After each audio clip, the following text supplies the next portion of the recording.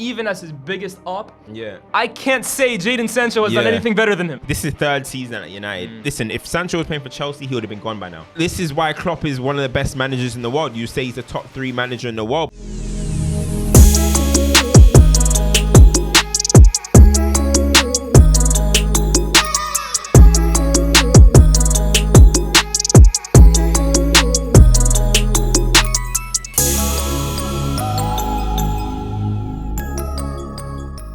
Welcome back to another episode of Inside Scoop. It's myself, Culture Cams. And as you can see, beside me is not HP like the sort. Yeah, you HP like the sauce.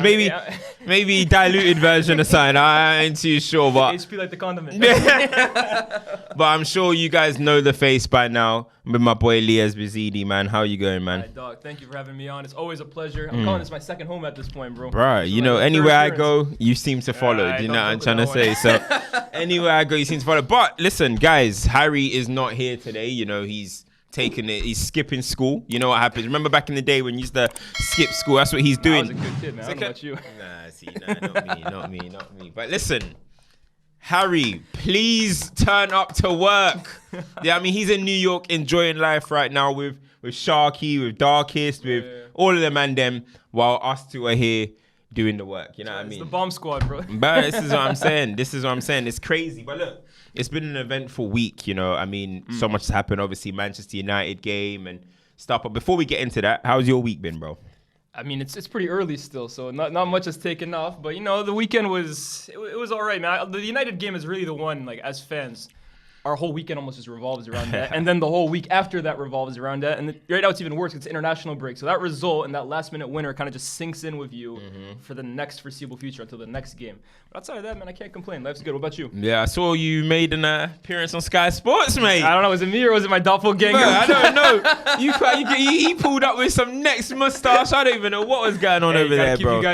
Keep you guys on their toes. But how was that, man? How was it featuring on Sky? You know, that was the big things, man. Congratulations for that, bro. Appreciate you, bro. You next for sure. But it was really good to happen, to be honest with you. Like, just not to make it too sentimental, but when I think about like the last 2 years for that to kind of be happening to me right now, it's a massive honor, and I can't wait. One day it's gonna be me and you on there, bro. The whole thing is, come on, man. The pause meter when me and you are on Sky Sports, bro. Already they didn't like De Gea hype. Me and you on Sky Sports might be a problem, bro. Now, this guy when he said De Gea hype on Sky, yeah.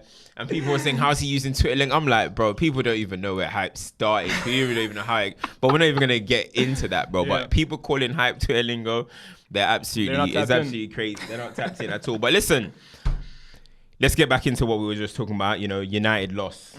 So, obviously, there's two sides of it. Arsenal won and United lost. Yeah. But we'll get into the United losing situation first. Obviously, the week has passed now. I'm sure some people are over it. Some people are not. But we're going to give our take on it and how and what we saw from it. Because you weren't on SDS this week either, so I'm sure people haven't really heard your view on it. So let's just go through it, man. Like, first and foremost, the lineup, I think, was pretty decent. It's the best we could really put out. Injuries, like with the injuries that we had, that's the best we could do. Best we can put out. I think Arsenal in a similar situation. Thomas Partey went down, so it's the best they could do. Yep. So just going into the game now, what did you actually think of the overall game? And do you think, I don't want to ask generic questions, do you think, it's as close as Man United? You know, Man United fans walked away from there. Obviously, we were gutted. But Man United fans walked away from there quite positive. Like, you know, we were closer. Do you think it was like that? I'm not the most optimistic United fan, as most people know. Like, especially the start of this season, I've been really unhappy with how we started the year. I thought preseason was a joke. I think the situation around the club, like the ownership thing, still hasn't been solved. I think all of that has culminated in what's really been a really poor start to the season. The first 3 games, we won 2 of them. I wasn't happy after any of those 3 games. This was probably the most content I left the United game this season actually feeling, just because I could actually kind of see semblances of a plan in place. And I think individual quality kind of hurt us in the end of the game. But the first 3 games, I saw it almost felt like a group of players that never played with each other, trying to execute a plan that they had never even like spent time putting into work and training. So at least this game, I saw what the idea was, and I think individual quality just let us down. Now, I've been having this discussion a lot with people too. Was it as close as people think? Did United play as well as people think? I think it's a mix, right? because I think Arsenal fans are also trying to downplay it, like United weren't in the game whatsoever, and that it could have been like 5-6-1. Like I think it was closer than Arsenal fans are making it out to be, but I don't think it was as close as United fans are making it out to be. Like we did well to keep Arsenal at bay, like, and I think a large part of that was because of how pragmatically we played from the back. Like we tried keeping the ball, we tried evading their press, but really it was disappointing to see that every single time we would kind of like beat their first initial press, we would find a player in a little bit of space to then kind of like continue bringing it forward, and it would almost always end up going back to our center backs, back to Onana, or back to the other team. And one thing I always say about beating the press, I think a lot of people talk about the tactical breakdown and stuff like that, and this ball has to go here to here to here. Sometimes I think it's almost as simple as show some bravery on the ball. Yeah. I think a player getting on the ball and having the courage to look up and beat the press himself, or play a risky pass to beat a press. I think sometimes that's just as important as like the patterns of play if you want that. And I found it very disappointing that sometimes United would get themselves into really good positions after beating the first initial press of Saka and Martinelli. It would go out to Dalot or Wan-Bissaka or Casemiro. And they'll go back to Anthony, and it just ends up going back. I found that very frustrating. But at the end of the day, when you keep a team like Arsenal, who I believe are a really good team, at the Emirates, we haven't beat since 2017, to that close, at least of a scoreline, and there were chances, like it or not, for United to nick it late at the death.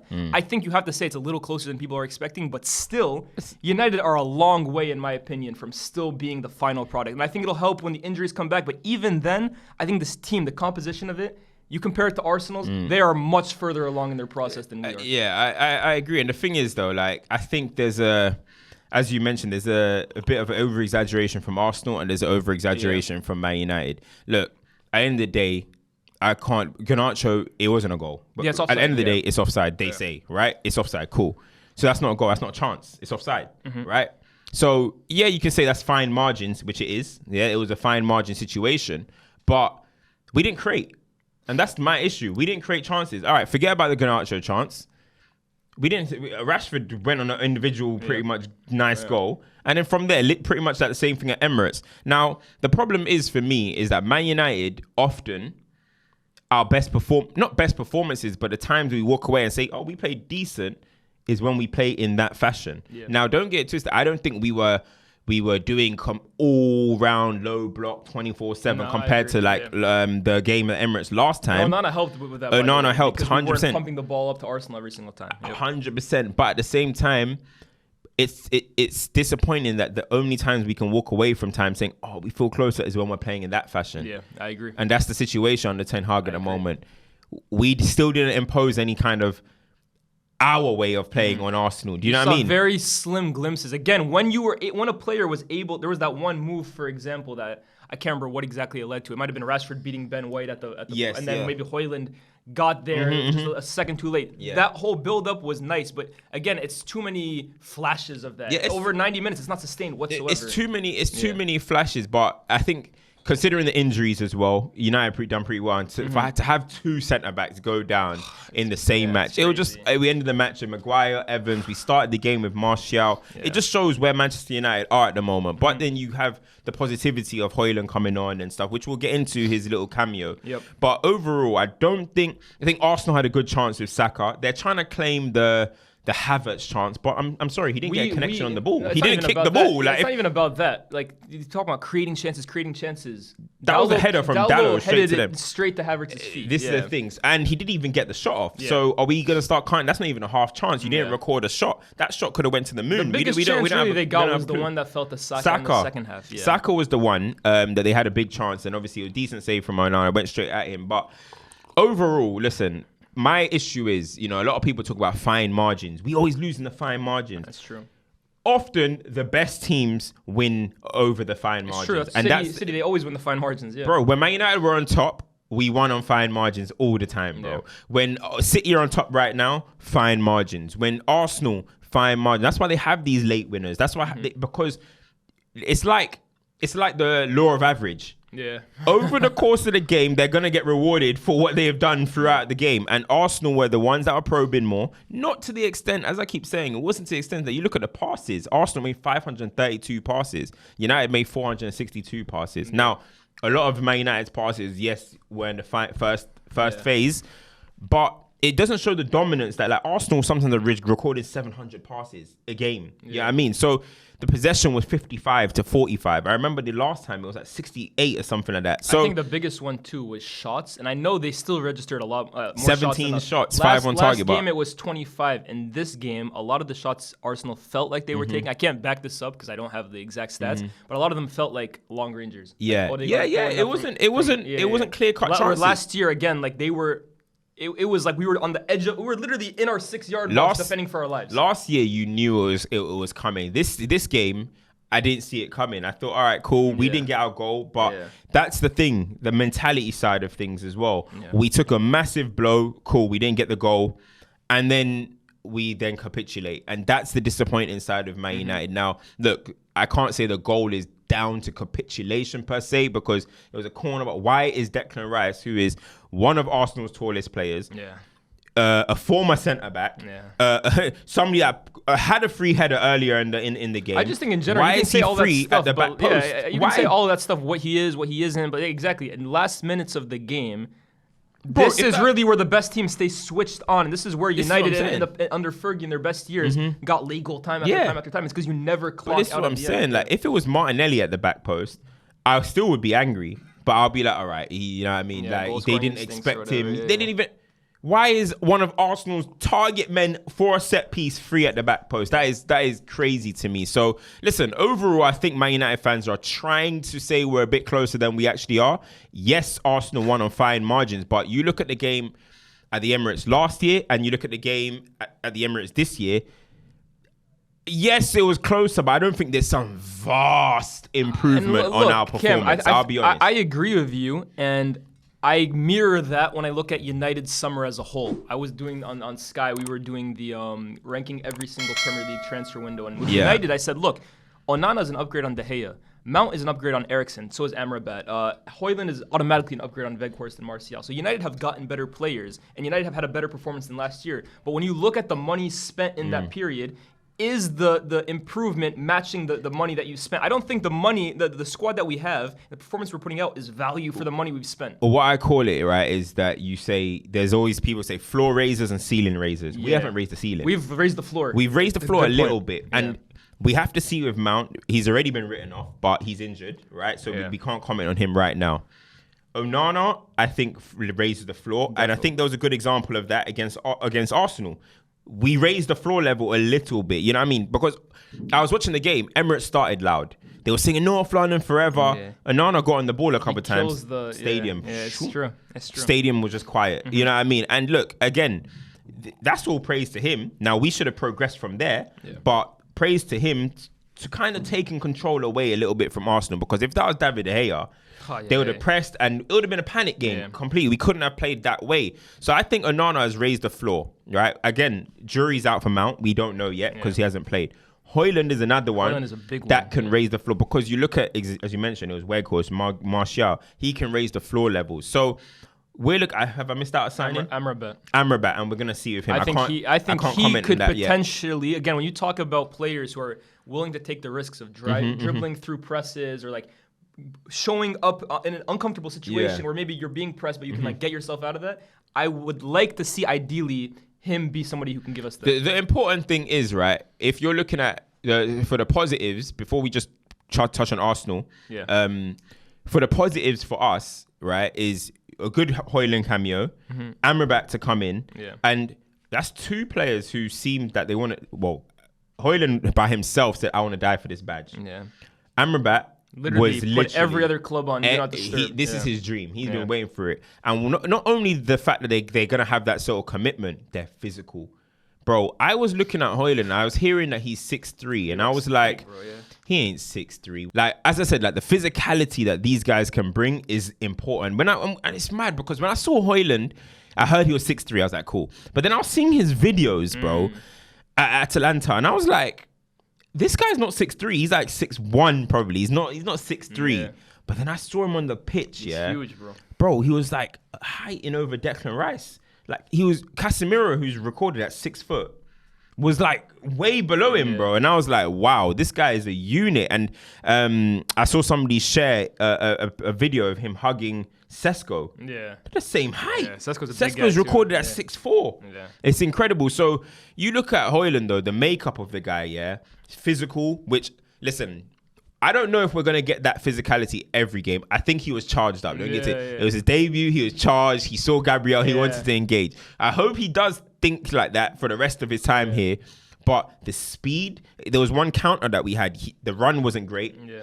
But the speed in which he caught up with Marcus Rashford, I was like, wow. The hold-up play, basically the flick. The hold-up play, the flick. Disallowed goal. Bro, the makeup of the guy, now the only thing we need to see is the finishing. Of course. We need to see it. Because listen, when you're a Man United striker, as I said before, Gary Neville says the most pressured position in football is a Man United goalkeeper. But for me, I think it's a Man United striker. I would have to agree. I think it's a Man United striker. You got to put the ball in the back of the net. You're judged by your goals, 100%. I mean, you look at Martial the last 10 years, United fans have never, bar maybe his first season. I mean, he had Martial FC. Don't get twisted. But the large majority of the fan base, especially match-going fans, have never taken to Martial fully until the first season, yes. Yeah. But it's because for all the good work he was doing, you were judged by scoring goals. You put the ball in the back of the net, and he wasn't doing it right. And that's what we're going to need from him. And as I mentioned, like now you're looking at a core of Onana, aggressive, comes out, claims. Lissandro, Amrabat and Casemiro, very aggressive players, and then Højlund up top. That's a spine of some physicality in there. That's more of what you want to see. But now it's just about putting it all together, and let's see. We need these guys back from injury. Let's quickly touch on Arsenal before we touch on the drama that is Manchester United. We're snatching, by the way, Bayern's nickname. We are now FC Hollywood. Bro, Bayern, they don't. Bayern's nickname has always been FC Hollywood. I don't know how they got that. We're taking that shit off them. Yeah, that is for sure our name. But listen, Arsenal, a lot of people are saying they haven't started the season that great. I agree. I don't think it's been the best performance from Arsenal, but they're getting results. And the thing is, last season they started on like a house on fire and they ended it. They fizzled out. This season, they might need to pace themselves. You know what I mean? It's a marathon, bro. It's a marathon, and you still got to give them credit. They dug deep. They got the winner. Odegaard played well. I think Declan Rice played well. Jesus cameo. That's going to give him the confidence now to start games. You know what I mean? To finally integrate himself back into the team. So look, it's happy days for Arsenal at the moment. Definitely. You know, 10 points out of a possible 12. Yeah. It's just the problem is that nothing feels good when City are doing what City do. I think Arsenal, too, they got a few big injuries. The Partey injury now. Timber obviously rolled out for this season. And I keep saying the reason why I didn't give Arsenal an A for their transfer business was if Timber and Rice had been there for the whole season, that's an A. But because Timber is now down and Partey is out and you got rid of, what is his name, Tierney, you got rid of Holding, I look at that defensive situation again. And last year we were in our ears all the time, it's because Saliba's down, Saliba's down. If Saliba goes down, is the defensive situation any different to last season? Again, you're going to be relying on unproven guys. Tomiyasu is injury prone. Like it looks like there could still be an issue if one of those guys goes down. So I would have liked to see them go into the window again and strengthen there. But outside of that, like I think they're still figuring some stuff out. Havertz is really the big one that I think after every Arsenal game, he's going to be the main talking point. And I think Arsenal fans, I said it, eventually, bro, like you can talk about, good hold up, good all this. It's like Jesus last year. Eventually, if you're not scoring goals, that's what fans are going to hold against you. And I think 100%. Fabio Vieira's impact off the bench the last few games, Jesus coming in and looked absolutely brilliant against us. Let's see how long Arteta is willing to stick with this Havertz thing. Because again, as a manager, you're judged solely on your results and your transfers. The results are good, but Havertz will be one that he puts his reputation on the line. Yeah. I mean, he said that analogy about his wife and my wife and when I got her and blah, blah, blah, whatever. I was like, fair enough. I mean, so fair enough. He wants to stick through with that, and that's fine. That's what managers got to do when they make big decisions.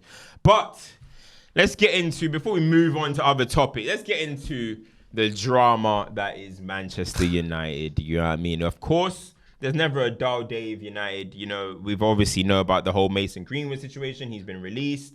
He's gone on to Getafe. He's doing whatever he's doing there. Of course, you know, we don't know too much about it, so we won't touch on it too much. But there's this talk that Anthony might get banned from playing for us. He's already been dropped from the Brazil team. More madness that goes on at the club. And then, of course, Ten Hag, after the game, you know, there was no Jadon Sancho. And before the game, I actually tweeted, it's so crazy that interviewers don't even ask Ten Hag where Sancho is anymore. Because like before the game, they were like, you know, a couple injuries, Didn't even ask about Jadon Sancho. And I was like, this is crazy. But after the game, they asked about where Sancho was. And Ten Hag said that he didn't pick him because he's not training well. Sancho, let me try and get his actual quote, you know, so I don't want to misquote the boy.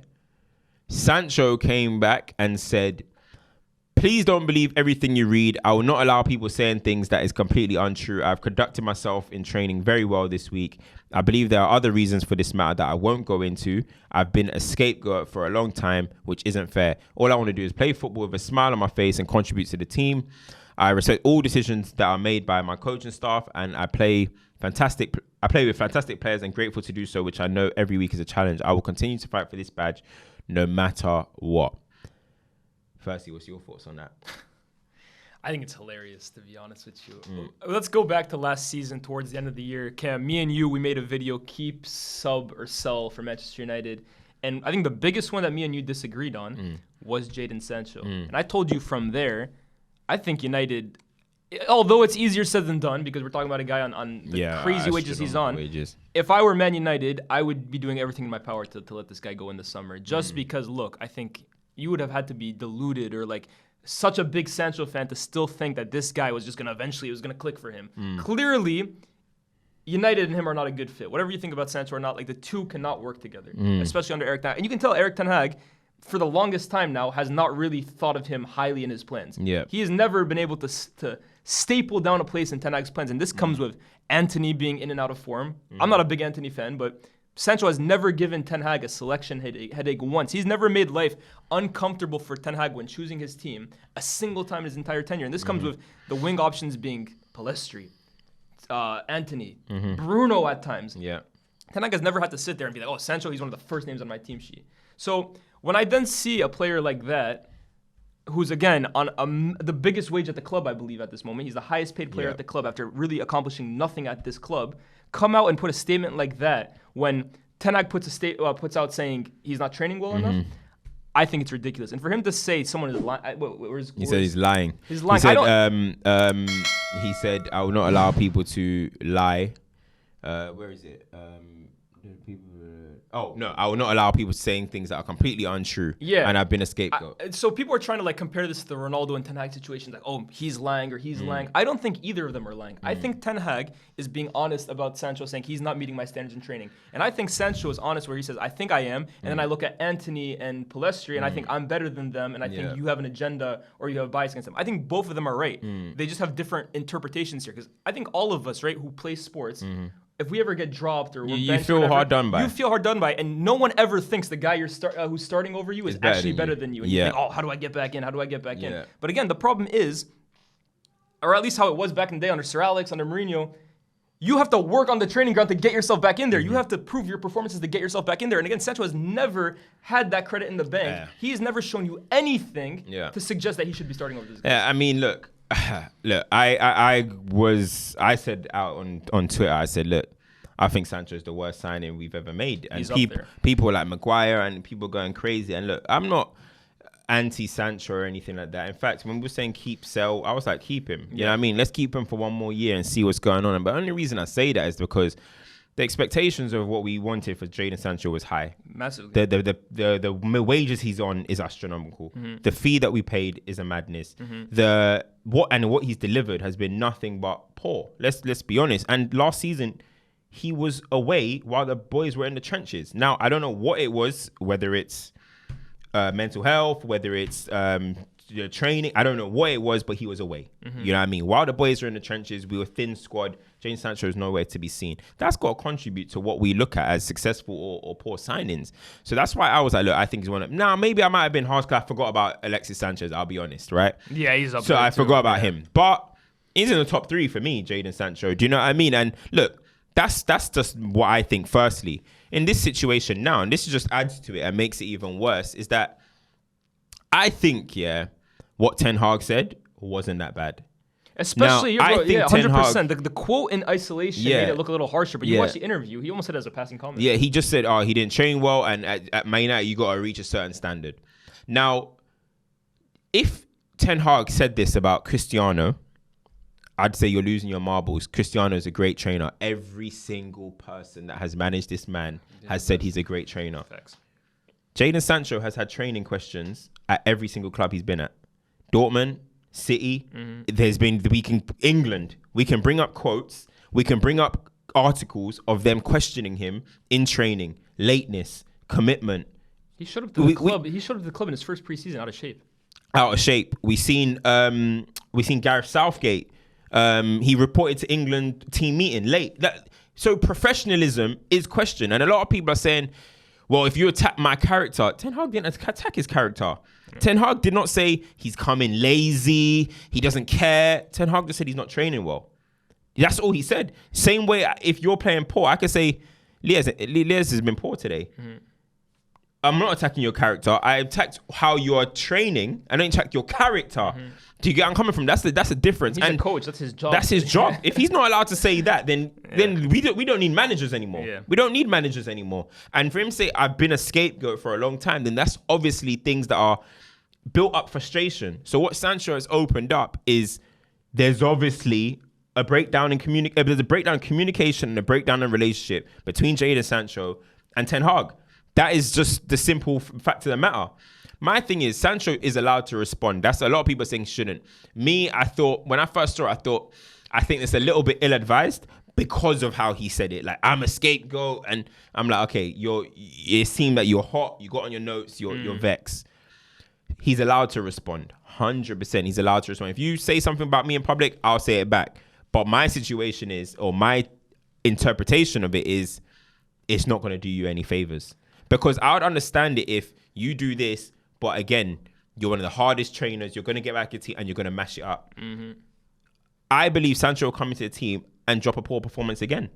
He doesn't give me the vibes that he's going to come in and he's just going to switch it on, and all of a sudden this is Jadon Sancho's season. I don't see that. So that's my concern. Jadon Sancho, after 3 months of basically being in the mountains and cleansing his mind or whatever and coming back with like a new mindset, wasn't able to do Sorry, just jump in there. Go ahead. Ten Hag protected him in that situation. Yeah. Ten Hag never said one bad thing about him in that situation. Ten Hag, every single situation in that, was protected him. They'll ask him every week, he's getting better, he's almost ready, he's not ready. He has always protected that situation. So it kind of, obviously we don't know the ins and outs, but it does seem a bit like you were protected in this situation. Now he's digging you out because, listen, at some point we need something from you, Jadon Sancho. And now you react this way. I don't know. It's a little bit. I think this is like the worst indication of like the modern day footballer, to be honest with you. And I don't want to come off as like, player hating or like an old head or whatever. I'm a little older than Jadon Sancho, but we're roughly around. Like, I'm not trying to say, we need to go back to the old days, right? Because I think football has evolved in good and in bad ways. But this, for me, kind of gives me the impression that Sancho. And this is really an issue of United. Sancho came to United at 21 years old after 3 good years in Germany, but really not accomplishing much in the grand scheme of things in the game, and was immediately rewarded with £375,000 a week. And I think for a player at that age, and again, you talk about the professionalism aspect of Sancho. I'm not going to get too much into it because I don't know the guy, but there are question marks there. To give a player like that much money and that much like stardom right off the jump, I don't think it's healthy for a player like that. And I think that's poor from Manchester United. 100%, it's poor from United, and it just screams Ed Woodward. Yeah, 100%. That's poor player welfare, bro. Like, honestly, like, that's some money that you'd expect a 21-year-old Messi to Because think about it, Sancho, if he's making $375 from his very first day at United, 100%. It's either two ways it goes. Either he ends up being a success, but then you're still paying him $500. He's gonna end up being the most paid player in the world. Or B, he flops like he has now, and now you have an untouchable asset on crazy amounts of money. And like, what's the incentive to improve? Really, you made it, bro. There's no incentive. And again, we don't know him to say whatever he's doing 100%. Or anything like that. But I don't think, just for a 21-year-old in general, I don't think that's something that people should be handing out. And that's poor player welfare, in my opinion, from Manchester United. Absolutely poor. So look, we can't be surprised to see that this happened. I had my doubts about the Sancho signing from the jump. You can check the receipts. I had my doubts from the jump, just from a playing standpoint. The power, the pace, the athleticism, the dynamism. I didn't see the intensity in which he plays too. But this is another thing with Sancho, right? I asked the other day, can you name me 5? I can't think of 5 standout performances from Jadon Sancho since he came to United. And you know what the scary part about all of that is, Lies? Yeah, people used to say, he's a performance player. He's the eye test player, not a stats player. But I'm like, the only reason you lot 90% of the time loved him in Dortmund because of his stats.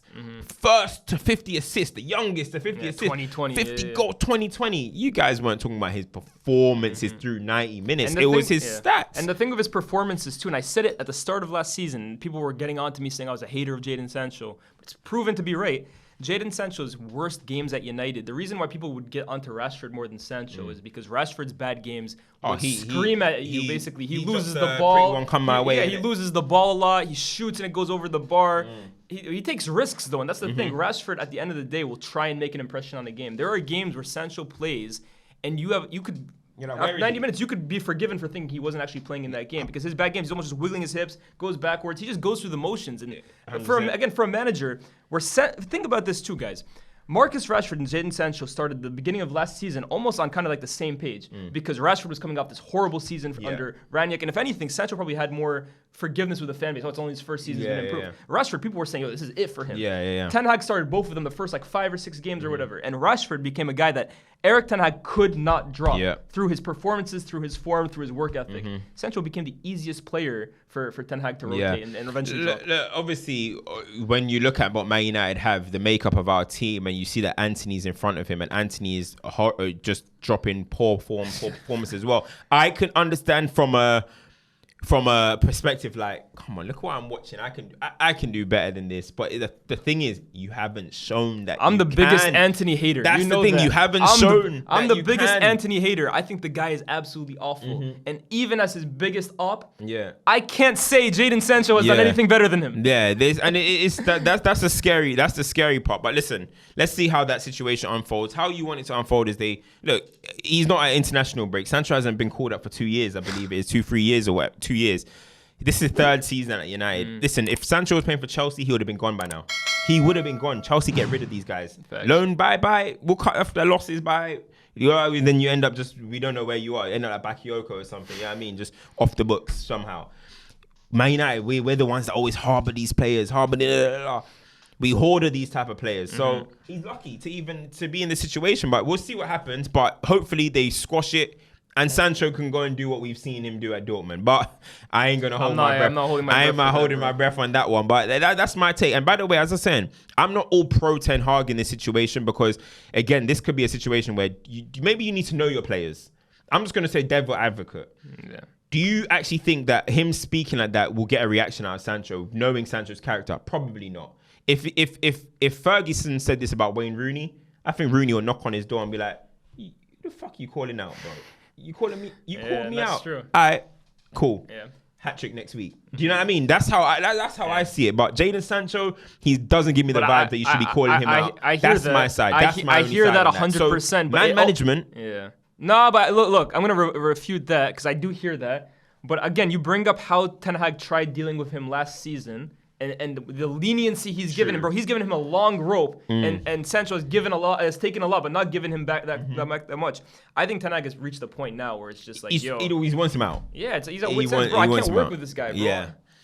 Listen, it is ways. That's just the drama, man. United. Too much is going. Day in the life. A day in the life. It's a reality TV show. Let's move on. See you next week. Yeah. All right, let's just move on from Man United, man. Man United and their dramas and all this type of stuff. I'm reading in the group chat right now. Somebody just wrote, Moyes is clear of Ten Hag. You know who would have been saying that. Man, the madman that is KB. Shout him out. But anyway, I want to talk about something that's, first of all, shout out to all the hat-trick scorers this week. But we're going to do Team of the Week at the end of this. Okay. But City fans are not happy that we don't be speaking about them too much on this platform, which is, but it's just because it's just such a norm. City fans, we're sorry, it's such a norm. Y'all won again. Congrats, man. You know what I mean? Haaland scored again. We get it. You won again. Haaland got another hat trick. We get it. You know what I'm trying to say? Shout out to City, of course. But I actually want to talk on, the Premier League, are we, as fans, sleeping on Liverpool? I'm going to be honest here, right? I'm going to be honest, Lies, bro. I'm moved. I know you're moved. Lies, yeah. I'm moved. I'm not gonna lie. I'm looking at Liverpool, and I'm like, yo, this is why Klopp is one of the best managers in the world. You say he's the top 3 manager in the world because he's managed to get again to, okay, you don't want to be having up and down seasons like that, but it's looking like Liverpool might have a great season again. And I'm just looking, forget about the person. I'm looking at the way they're playing, the way they played Liverpool, yeah? It's fast, bro. It's ferocious. It's aggressive. It's club football. I said, this is reminding me of the 17-18 Liverpool. It's fun. I'm not going to lie. Look, I'm a United fan.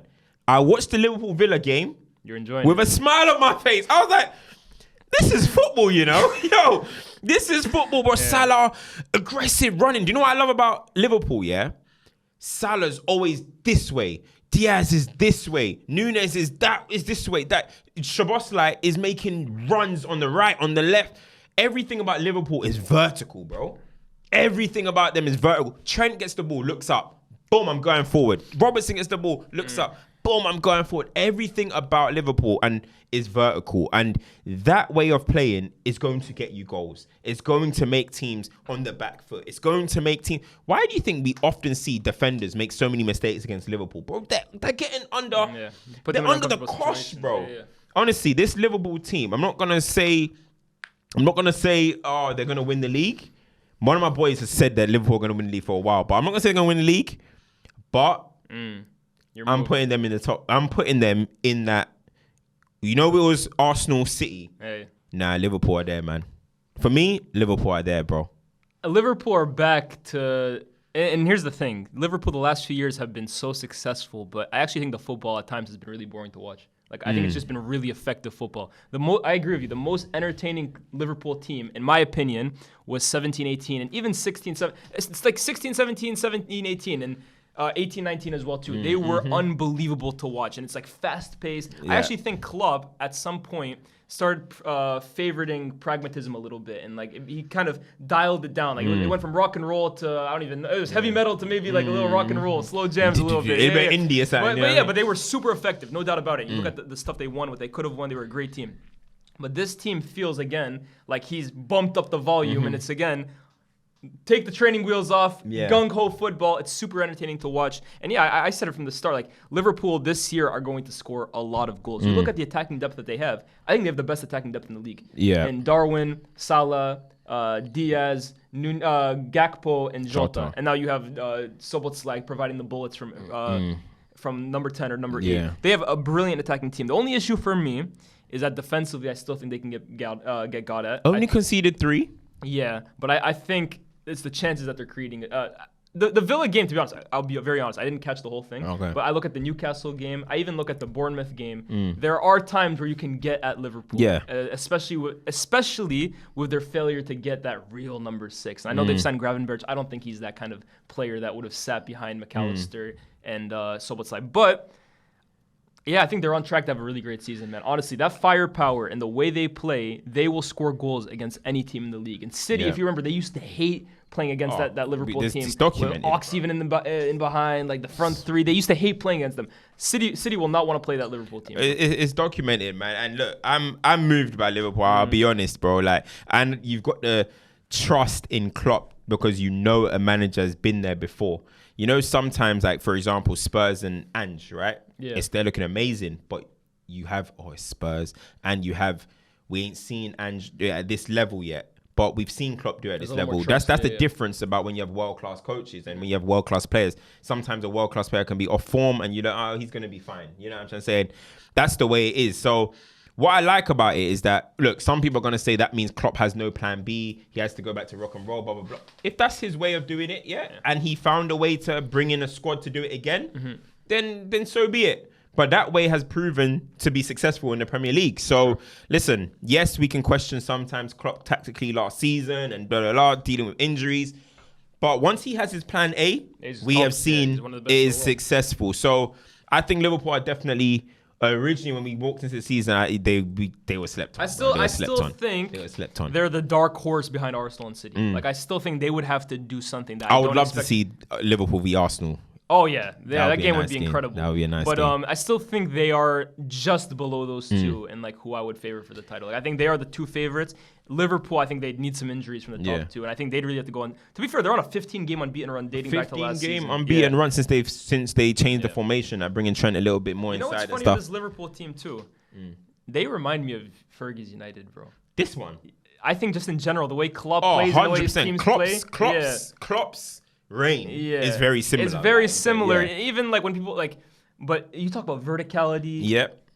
training wheels off, all-out attack, intensity, speed. These are all terms that we used to use about that Ronaldo, Rooney, Tevez team. Absolutely. And it's crazy. Absolutely. And the thing is, one thing I'll give Liverpool credit for as well, bro. No, okay, now Chelsea ain't someone to hype up over anymore, but they got a result at Stamford Bridge. They beat Newcastle away, and they beat Villa, who are everyone's like, oh, they're gonna have a dark horse season. 3 big results. That's 3 good teams. And next they got Wolves away, then they got West Ham, then they got Spurs away, and then they got Brighton away. Okay, so it starts getting a little bit tough. It gets tough again, but Wolves and West Ham, you would expect 2 wins from that too.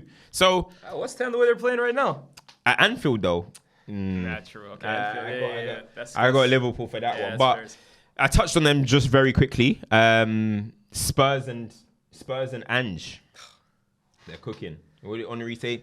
He's cool. I like it. What he's cooking. doing, he's cooking. He's cooking. Yeah. They're cooking right now. Still, like the football that they're playing as well. Obviously, going out of the cup is disappointing, and I was angry about that last week. Why Spurs are resting players, and they might say, "Well, this is why, so we can go Burnley and win." You're going Burnley and winning anyway, bro. Company. I used to hate when people would say, "Oh, how can Kane win trophies at Spurs when he's not the bro?" They were getting crashed out of the cup by like Colchester and teams like that. Bro. It was ridiculous, honestly. But listen, Heung-min 9. Yeah. Heung-min 9, bro. Yeah. Sonaldo is back. I have said 9. Son is a 9 since 2019, bro. I've said Son is a 9, and they should play him 9 since 2019. Obviously, it would have been hard to do with Harry Kane there. But I remember seeing that period where Harry Kane was injured and Spurs went to Champions League final. And Son was 9. And I was like, this guy's a 9, bro. Right foot, left foot, can go any way, makes runs in behind, can drop deep and just like knock it off. If you give it to his feet, he'll control it and pass it. You know what I mean? So he can hold it up pretty decently now. He's not going to pin you and all that stuff, but he can do everything a 9 can do. And then once you saw that speed and that kind of, he's never really been that guy that's going to take you on and leave you on for dead. He ain't got no moves. But once you started seeing it even declining more, I was like, he needs to just be where in the width of the box. That's true. Even the season where he won Golden Boot recently, it was basically him just playing on the last man. And Kane just sending it through. And then Son, I've always said it, maybe now because Haaland is there changes, but he was Different for finisher. the longest point. Yeah, he's one of the best finishers. Like you said, 2-footed. I think you said he was in the top 5 all time. Don't forget No, that. statistically he was. Yeah, but bro. you were gassing that. Statistically, You were gassing that. Before last season, that number went down a little bit. It was a fact. Son statistically for the longest was a top 5 finisher statistically in the league, bro. Everything he touched was a goal. Yeah. Nah, honestly, but what they're doing right now is impressive. You know, Maddison just proving Signing his of the worth. season so far, in my Signing opinion. of the season so far, I can agree with that. Just proving his worth. And look, you know, there's some players and some teams that is a perfect marriage. Spurs and Madison just make sense. It's true. Spurs and Madison. Those classy number 10s. Just make Van der Vaarts and Gazzers and Ericsson and Spurs, and it's just a perfect match. And a lot of people are saying, why is my team not signed? Why didn't we sign Maddison? But I'm telling you, there's something that you got to find that match, bro. And this is the team for him. And I've always said that I think if Maddison went to a bigger team, Arsenal, Man United, whatever, are our team prepared to build around him? Are we prepared to give him the keys? Probably not. Spurs are prepared to give him the keys. And Maddison had the keys at Leicester, had the keys at Norwich. And that's what he needs. He needs the key. He's just one of them type of players. And right now you can see life is brilliant for him. Life is brilliant for Spurs. It's funny because the 3 guys that scored, Son, hat-trick, great performance. Romero is having a good season so far. He has, we won't hear the end of it from Phil. You know, I mean, Guti. I mean, what hard man's called cutie anyway. Basuma is like having a revitalized. Do you know what? Like, I'm seeing tap-in Tobes and seeing Phil. Basuma. They're actually looking forward to watching football. I can't believe it. I mean, you talk about Maddison being perfect for Spurs, and I agree. Like, Maddison is like, it's an ode to the old school number 10s, in my opinion. But when you talk about perfect for Spurs, Ange is perfect for Spurs, in my opinion. In terms of, We and you were saying it. Spurs need to tap into their roots and forget about this short-term Bring success. the Harry They want to bring, Redknapps. yeah, they forget Mourinho and Conte. Like Yes. Ange is gonna bring back Spurs. Yes. Nice, attractive, good on the eye Yes. football that neutrals can enjoy. You're not gonna go and challenge for, or maybe. Look, who knows? But the expectation is not that they're gonna challenge for the league, but they're just gonna be fun again. And Yeah. he has made. Credit to They must Fuad, watch. Yeah, Spurs fans want to watch their team again. When was the last time you guys could have said that? Literally, Spurs were literally the team that nobody wanted to watch, Yeah. bro. Nobody wanted to watch, and you were just there for banter. Yeah. That's Yeah. what it was. You were there for banter. Nobody wanted to watch. Yeah. Now people actually want to tap into watching Spurs, so you got to give them massive credit to Ange 100%. and what they're doing What do at you the think moment. of, by the way, the Brennan Johnson signing, 50 million? Look, 47. That's a lot of money, right? course. But so did people say that about Morgan Gibbs-White to True. Nottingham Forest. So money in this day and age, we keep saying it's out of control. We don't really know. I like Brennan Johnson as a player. I think he's decent. He scored 8 goals in the league last year. I think it was with like 4 assists or something, which is pretty decent. It's rapid. I just think he's someone that can come on and make differences. Do you know what I mean? And in the odd game, maybe he might start. Do you know what I'm saying? I think it's a good signing. It might be. I would have maybe liked to see him another season at Nottingham Forest, starting every week. A little early, right? Yeah, starting every week. You had a good first year in the Prem. Maybe do that second year. But look, if a team are putting out that we're going to get you for 47 million, you go. You know what I mean? You're going to go. They might not be there showed next some year. foot. Yeah. And look, with what we're seeing from Ange, he's restoring some players. Their football is good. Why can't he go and restoring the feeling? Hey, he's restoring that old White Hart Lane days, Harry Redknapp and the boys, you know what I'm saying? So let's see what he can go and do over there, man. I'm not going to judge that one too yet, but as I said, I think Brendan Johnson's decent. I made a tweet about last season. I said, every time I watch this guy, he impresses me, bro. Yeah. And some people are like, what are you watching? Well, Ange sees the same thing, man. I think there's players, right? There's certain profiles in the Premier League that just work, to be honest with you. I think you look at Brendan Johnson, he has speed, he's a good eye for goal, he works hard. Like, you add that to already a technically decent player, and you're going to get some kind of production from him, bro. Like, those kinds of players are tried and tested in the league. Now, again, is that kind of profile worth 50 million? No, but you look at the market anyways, who is worth 50 million? He looks a little bit like Dele Alli, man, so that means it could work. You know what I mean? They go get, you know what I mean? Restore Dele Alli, innit? Bring him back. What is this scouting? Is what we're doing? But I mean, that's what Leicester do. When they bringing in Mendy to replace Kante. And Gazal to replace Mahrez. That is the funniest thing ever, bro. They said, yo. Mendy and Gazal, that's our new Mahrez and Kante. Crazy, bro. That is crazy, but there's a team that have scored the most goals in the Premier League this season. And it is Brighton. I mean, Brighton are always just, the Zerbi ball is just amazing, innit? It's just lovely to watch. We're going to talk about both teams quickly, because I know I want to get into another topic. Yeah. Brighton cooked. Brilliant. Evan Ferguson hat-trick. World class. The football that they played, you're about to get gassed there, but the football that they've played is just fantastic. Evan Ferguson is 18 years old, guys. Bro. Now, in my group chat, we've been having a discussion. Is he the best teenage striker in Premier League since Wayne Rooney? How many teenage strikers has there been? I'm trying to think. Like, Kane was a nobody as a teenager. No.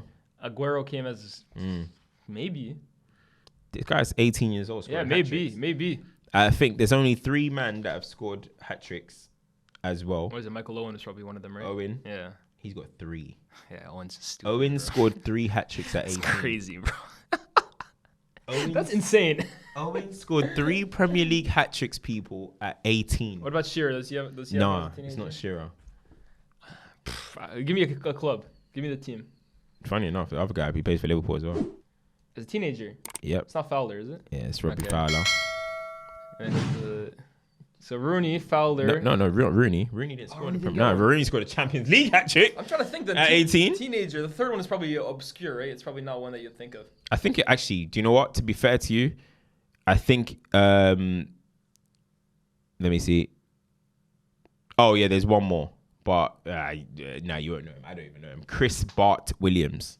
Bart Williams. I have no idea that is. Yo, you know there's some players that they were just never going to make. Bart Williams? You can't be a star with the name Bart Williams, bro. Michael Owen scored a hat-trick at Bart Williams is crazy, bro. Michael Owen scored a hat-trick at 18 years old versus Sheffield Wednesday. at 18 years, 62 days. Robbie Fowler, 18 years, 204 days.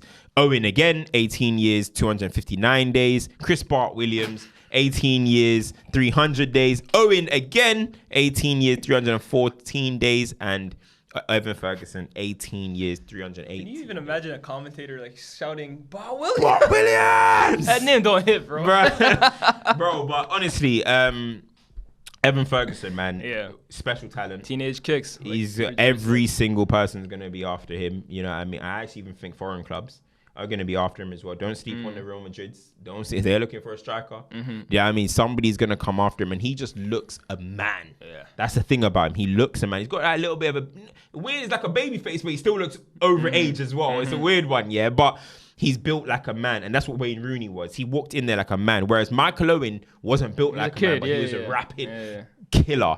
But Ferguson looks already made for it. Do you know what I mean? I just think that is a special talent, man. That is a special talent, and I'm looking forward to seeing how that grows. And with someone like De Zerbi as the manager, bro, the sky is the limit. But on the other side of it, now we could do a whole chat about Michael Owen, but I'm not even going to do that today. But on the other side of it, Newcastle. I gassed Newcastle. Yeah, I gassed them. You gassed Newcastle. And the thing is, right, guys, you guys need to hear the context of the way Lies gassed Newcastle, because what was I saying again? Lies didn't even gas Newcastle walking into the season. Lies saw the 5-1 versus Aston Villa, then gassed Newcastle. Wait. Lias took back his original shot, because Lias walked into the season saying Champions League, all of this. I think Newcastle are going to probably be around the 7th kind of situation. Then they won 5-1. He's like, hold on. Hey, I'm taking back my shouts after one game. No, but hold on. Let me add some context.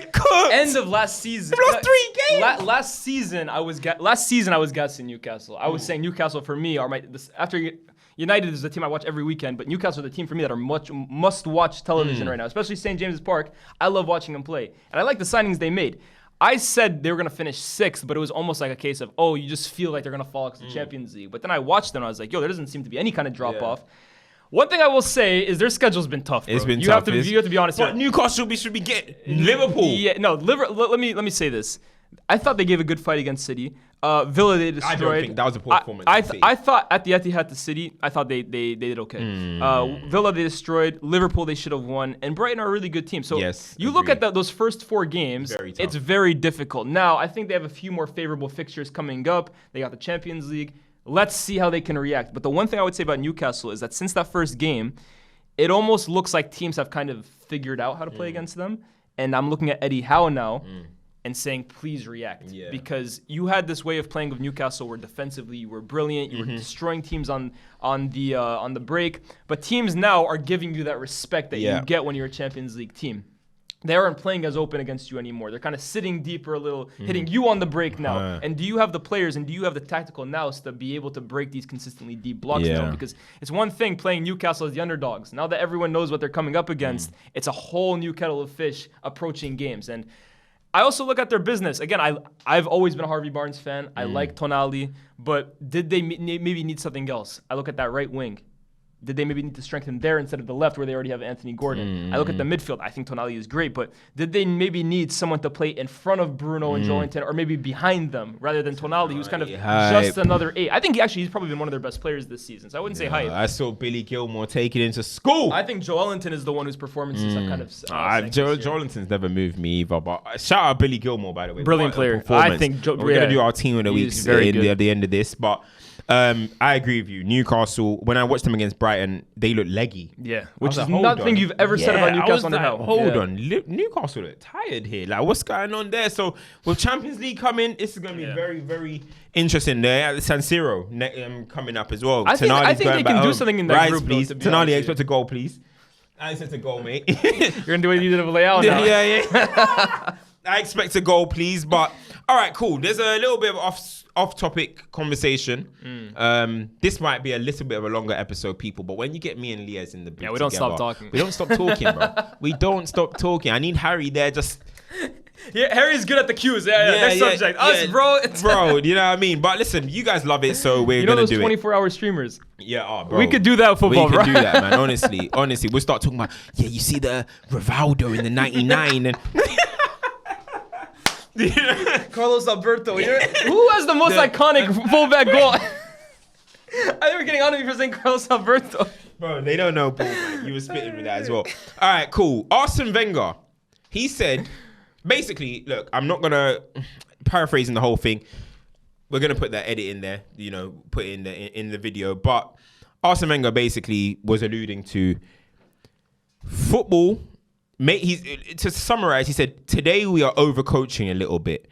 We have lost that bit of freedom, that creativity, that individual personalized training that happened before. And this is because of, in recent generations, there's no more park football. It's all, the trend is academies are trying to recreate what happens in the park.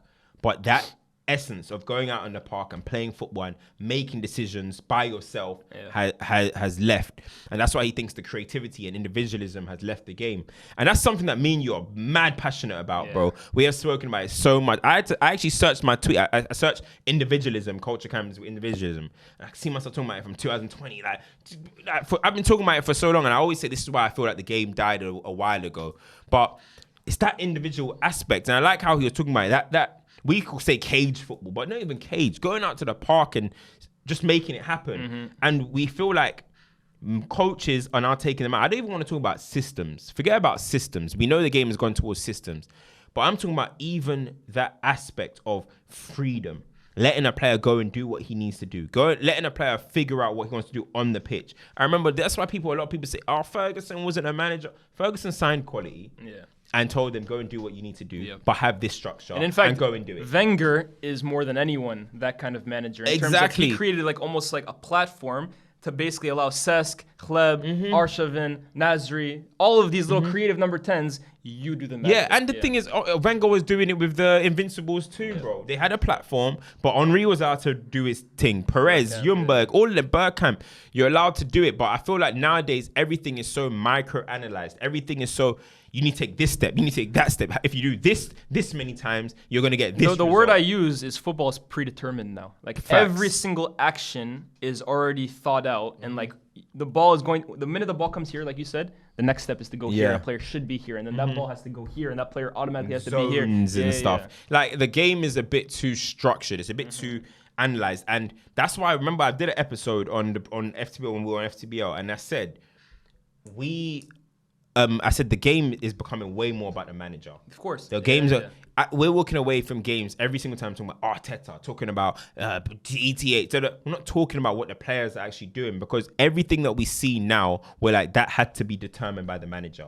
That had to... If this guy makes a certain run, that's Arteta ball, or hey, that's Pep ball. It's never like the credit to the player anymore. And that aspect is gone. And that's why when people say you're nostalgia merchants, the reason people will say that, and we may seem like that, is because we saw players who would go out and make stuff happen on the pitch, the beautiful side of it. And football is like it's meant to be art, right? It's like an art. But now it's like a science, that data. I think you're spot on.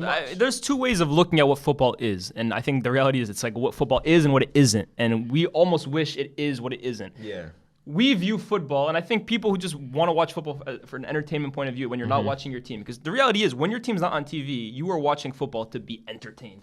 Sport is entertainment. And when you want to be entertained, you want to see the best of what they're doing. You want to see things that you could never imagine yourself doing. And that's why people love number 10s. That's why people love Zidane and Ronaldinho and Messi, because they do stuff that just wows you. But then you look at what football is, and the reality is, it's a results-based business. It is a science. It is how do we get wins, because wins mean more money. Yeah. It's an industry. Yeah. And in that sense, it's a results-based coaches industry. and analytic heads and all those guys have found out the best way to get results is by making the game as guaranteed as possible. Simplifying it. It's simplified and guaranteed. Like, if this happens, this will happen. And whereas this is a bit more unpredictable, it's a bit more off the cuff, but that's why me as a football fan, I love seeing, bro. I want to see guys that... The reason I love Hazard so much, for example, he can be put in a corner against 3 players, and there is no science about how he's going to get out of that. This player has to go here. He will just create a solution on his own. And I think the amount of individual solution makers has dwindled in the game. Yeah, and that's why it's important to respect the players that still have that side of the game. That's how I see it. All right, so team of the week. People have been requesting this one. Yeah. So, what formation are we going to go with? You know me, I don't really like fullbacks in these kinds of things. Let's scrap them. Let's scrap the goalkeeper, man. You know what I'm saying? But just scrap the defense. I'm going to go... I think we spoke about this one before. We spoke about it off camera. Pickford in goal. I think we were talking about his save. That save at the end. I know he scored an own goal, but that wasn't his fault, I don't think. That save at the end is a match-winning save. I think we're going to go with a back three. Yeah, let's go back three. There's a few that stick out to me. Romero, brilliant at the weekend. Yeah. Joe Gomez. Yeah. He coming in for Van Dijk, brilliant performance from him too.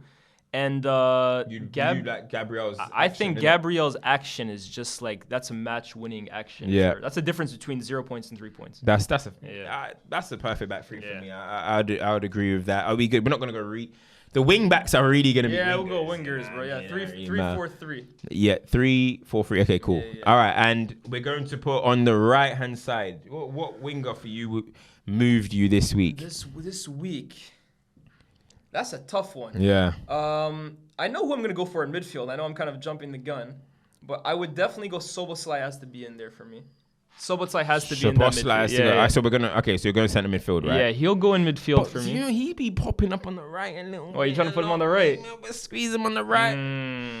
I know for sure he goes in midfield, and I think he goes in midfield with Declan Rice, to be honest with you. I would put the two of them together. I'm going Billy Gilmore. Oh, yeah. I'm going Billy Gilmore. Do we go maybe two up front then? Because we need Evan Ferguson and yeah, we have got two up front now. Oh, no. We haven't got 3-5-2 maybe. And then we can go Gilmore, Rice, and and Szoboszlai. Yeah, that's fair. I think that's decent. Gilmore, and then Son will be on the left. Son on the left. Who's going on the right, though? Son on the left. So we've got right now Pickford, Romero, Gomez, Gabriel, Szoboszlai, Declan Rice, Billy Gilmore, Son. And then we're going on the right-hand side. Right-hand side is tough. Maybe we do put Szoboszlai on the right. That's what I'm thinking. Because then can we fit Odegaard into that team? There's a lot of good performances this weekend, guys. Let me see what's going. There's been some standout performances. Edouard scored a brace. I'm never putting Edouard in my team, obviously. Eze, can we pop him on the right? We could. Man City, they obviously always have somebody performing. Ake got a goal as well. West Ham, Bowen. Jared Bowen, yet again. He's there again. Yeah, I'm putting Bowen in my team. Yeah, no, I fully agree with that. Bowen is turning into one of those, like, he's turning into a Premier League legend. Outside, I wouldn't go that far. Outside of the big six, who's the marquee guy? Yeah. Hey, it might be him, bro. Bowen, I'm agree with that. Bowen, and then up front, Evan and Erling. Evan and Erling. Yeah. Sounds like a TV show. Evan and Haaland. I think that's a fair team. Yeah. I think so. We got Pickford in goal, people. We've got Romero, we've got Gomez, we've got Gabriel, and we've got Jared Bowen, Szoboszlai, Declan Rice, Billy Gilmore, and Heung-min Son. Then up front, we got Evan Ferguson and Erling Haaland. I'm happy with that team. There's a few big hitters, like Maddison had a great game. There's a few guys who had great games. You want to put Maddison? Maddis was better than Deckers. You're taking Declan Rice. I think Maddis was better than Deckers. But the magnitude of the winner, I'm going to go with Deckers. The magnitude of the game, I'm going to go with Deckers. I hear it. The magnitude, because that is the first game. Oh, yeah, that was a madness. So, Szoboszlai as well, Billy Gilmore has to get the mention, bro. He was fantastic. It's a shame we didn't put no Nottingham Forest players. Elanga. Yeah, he got his goal. Actually, he cooked at some point. He was cooking. You know who was good for them? The defender. What's his name? Worrell. Worrell had a good game for Forest. They only had 20%. They only had so they were defending for their lives. That's what I'm saying. You could argue for like Matt Turner. You could argue for one of the Forest defenders. You could argue for Matt Turner, but they only had 2 shots on target though. Chelsea. Chelsea, yeah. So Chelsea are, you know what I mean? Chelsea are. They're lucky we didn't talk about them this week because they are. We don't talk about mid-table clubs. Mid-table, they are. We're there too. Bro, we're evil twins, bro. You know what I'm trying to say? Hey, we're top of the bottom half right now, bro. League leaders. But listen, people. That was another episode of The Inside Scoop. Thank you for tuning in. Of course, make sure you like, make sure you share, make sure you subscribe as well. I did not say that in the beginning, but make sure you guys do those things. We need it for the algorithm. If you've noticed, the episodes with the most likes have the most views. The episode with the most comments, comments is about 50-50. But with the likes, That helps with the algorithm massively, people. So we need that. Lyes, the ringer of the podcast, community, the James Milner. Anywhere you need him, he'll be there. You know what I mean? I'm Mr. Consistency, baby. Need a filler? Put in Lyes. You know what I'm trying to say? That's the guy. But Lyes, Hey, of course. my dog. Always a pleasure. Thank you for coming on. Yes, And again, sir. people, make sure you like, share, subscribe. And this is the Inside Scoop. We're out.